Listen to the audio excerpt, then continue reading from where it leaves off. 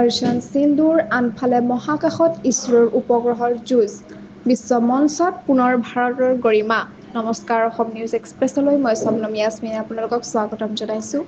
এই মুহূৰ্তত আপোনালোকৰ মাজলৈ লৈ আহিছোঁ এক গৌৰৱময় খবৰ। এফালে ভাৰতীয় সেনাই অপাৰেশ্যন সিন্দুৰত পাক অধিকৃত কাশ্মীৰত দিছিল সন্ত্ৰাসবাদীক ঘাটিত কঢ়া প্ৰহাৰ। আনফালে ইছৰোৱে মহাকাশত কৰিলে এক বিৰল কৃতিত্ব। দুটা ভাৰতীয় উপগ্ৰহে ৫০০ কিলোমিটাৰ ওপৰত ছেটেলাইট ডগ ফাইটত অংশ লৈ বিশ্বক দেখুৱালে ভাৰতৰ সক্ষমতা। ঘণ্টাত ২৯,০০০ কিলোমিটাৰ গতিত সংঘটিত হৈছিল এই অনুশীলন। এই প্ৰযুক্তি মাত্ৰ গতিকাই কেইখন দেশৰে হাতত আছে চীন, আমেৰিকা আৰু এতিয়া ভাৰত। এই কৃতিত্বে আমেৰিকাৰ লগত চীনকো কঁপাই তুলিছে।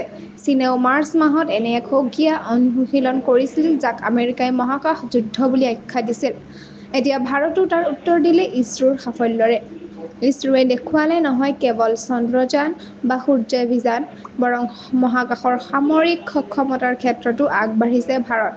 বিশ্বৰ বহু উন্নত দেশ এতিয়া ইছৰোৰ কাষ চাপিছে উপগ্ৰহ প্ৰেৰণৰ বাবেই, কাৰণ ইছৰো কম খৰচত নিখুঁত মিছন চলাবলৈ সক্ষম।